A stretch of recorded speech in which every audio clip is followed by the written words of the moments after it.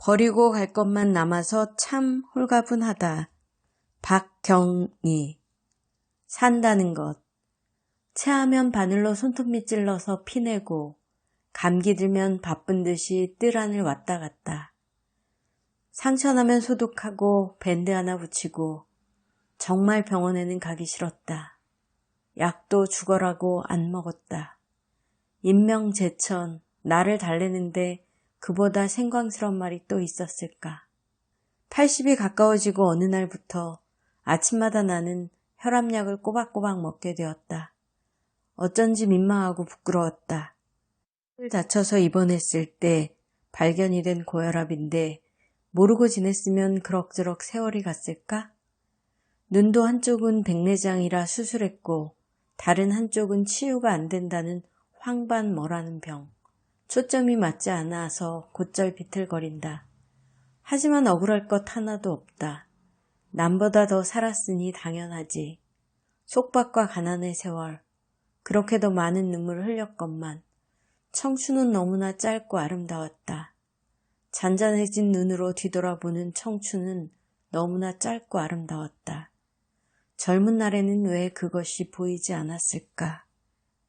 옛날의 그 집. 빗자루병에 걸린 대추나무 수십 그루가 어느 날 일시에 죽어 자빠진 그 집. 15년을 살았다. 빈 창고같이 횡그레한 큰 집에 밤이 오면 서쪽새와 속국새가 울었고 연못의 맹꽁이는 목이 터져라 소리 지르던 이른봄 그 집에서 나는 혼자 살았다. 다행히 뜰은 넓어서 배추 심고 고추 심고 상추 심고 파 심고 고양이들과 함께 정부치고 살았다. 달빛이 스며드는 차가운 밤에는 이 세상 끝에 끝으로 온 것 같이 무섭기도 했지만 책상 하나, 원고지, 펜 하나가 나를 지탱해 주었고 사마천을 생각하며 살았다. 그 세월, 옛날의 그 집, 나를 지켜주는 것은 오로지 정막뿐이었다. 그랬지, 그랬었지. 대문 밖에는 늘 짐승들이 으르렁거렸다. 늑대도 있었고 여우도 있었고 까치 독사, 하이에나도 있었지. 모진 세월 가고 아, 편안하다. 늙어서 이리 편안한 것을 버리고 갈 것만 남아서 참 홀가분하다. 여행. 나는 거의 여행을 하지 않았다. 피치 못할 일로 외출해야 할 때도 그 전날부터 어수선하고 일이 손에 잡히지 않았다. 어릴 적에는 나다니기를 싫어한 나를 구멍지기라 하며 어머니는 꾸중했다. 바깥 세상이 두려웠는지 낯설어서 그랬는지 알 수가 없다. 그러나 나도 남 못지않은 나그네였다. 내 방식대로 진종일 대부분의 시간 혼자서 여행을 했다. 꿈속에서도 여행을 했고 서산 바라보며 여행을 했고 나무에 가지치기를 하면서도 서걱서걱 톱이 움직이며 나무에 살갗이 찢기는 것을 그럴 때도 여행을 했고 밭을 맬 때도 설거지를 할 때도 여행을 했다. 기차를 타고 비행기를 타고 혹은 배를 타고 그런 여행은 아니었지만 눈으로 보고 피부로 느끼는 그런 여행은 아니었지만 보다 은밀하게 내면으로 촘촘하고 섬세했으며 다양하고 풍성했다.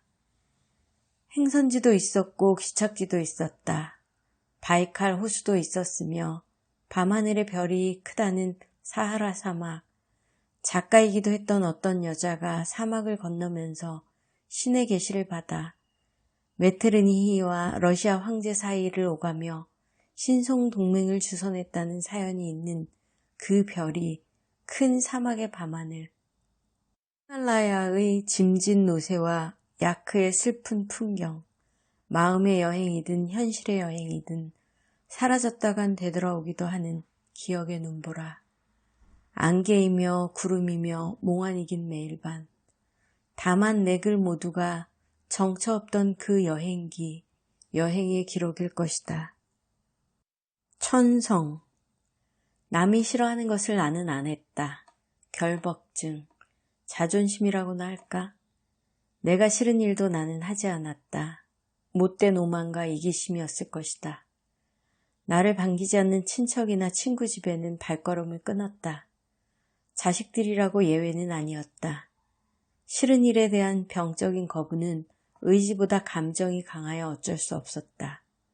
이 경우 자식들은 예외였다. 그와 같은 연고로 사람 관계가 어려웠고 살기가 힘들었다. 만약에 내가 천성을 바꾸어 남이 싫어하는 짓도 하고 내가 싫은 일도 하고 그랬으면 살기가 좀 편안했을까? 아니다. 그렇지는 않았을 것이다.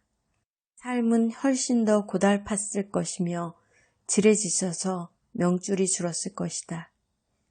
이제 내 인생은 거의 다 가고 감정의 탄력도 느슨해져서 미운정 고운정 다 무덤덤하며 가진 것이 많다 하기는 어려우나 빚진 것도 빚받은 것도 없어 홀가분하고 외로움에도 이력이 나서 견딜만 하다. 그러나 내 삶이 내 탓만은 아닌 것을 나는 안다. 어쩌다가 글 쓰는 세계로 들어가게 되었고 고도와도 같고 암술과도 같은 공간, 길이 되어 주었고 스승이 되어 주었고 친구가 되어 나를 지켜주었다. 한 가지 변명을 한다면 공개적으로 내지른 싫은 소리 쓴소리 그거야 글쎄 내 개인적인 일이 아니지 않은가. 우주 만상 속의 당신, 내 영혼이 의지할 곳 없어 한간을 떠돌고 있을 때 당신께서는 산간 높은 나무까지 앉아 나를 바라보고 있었습니다. 내 영혼이 뱀처럼 배를 깔고 갈밭을 헤맬 때 당신께서는 산마로 헐벗은 바위에 앉아 나를 바라보고 있었습니다. 내 영혼이 생사를 넘나드는 미친 바람 속을 질주하며 울부짖었을 때 당신께서는 여전히 풀숲 들꽃 옆에 앉아서 나를 바라보고 있었습니다. 그렇지요. 진작에 내가 갔어야 했습니다. 당신 곁으로 갔어야 했습니다. 실내동굴을 헤치고 피 흐르는 맨발로라도 백발이 되어 이제 겨우겨우 당도하니 당신은 아니 먼 곳에 계십니다. 철저히 당신을 바라보면서도 아직 한 발은 사파에 묻고 있는 것은 무슨 까닭이겠습니까? 사람의 됨됨이 가난하다고 다 인색한 것은 아니다. 부자라고 모두가 후한 것도 아니다. 그것은 사람의 됨됨이에 따라 다르다. 후함으로 하여 삶이 풍성해지고 인색함으로 하여 삶이 공색해 보이기도 하는데 생명들은 어쨌거나 서로 나누며 소통하게 돼 있다. 그렇게 아니하는 존재는 길가에 굴러있는 한낱 돌멩이와 다를 바 없다. 나는 인색함으로 하여 메마르고 보잘것없는 인생을 덜어 보아왔다. 심성이 후하여 넉넉하고 생기에 찬 인생도 덜어 보아왔다. 인색함은 겸학이 아니다. 후함은 낭비가 아니다. 인색한 사람은 자기 자신을 위해 낭비하지만 후한 사람은 자기 자신에게는 준열하게 검약한다. 사람 됨됨이에 따라 사는 세상도 달라진다. 후한 사람은 늘 성취감을 맛보지만 인색한 사람은 먹어도 늘 배가 고프다. 천국과 지옥의 차이다. 육신의 아픈 기억은 쉽게 지워진다. 그러나 마음의 상처는 덧나기 일쑤이다. 떠났다가도 돌아와서 깊은 밤 나를 쳐다보곤 한다.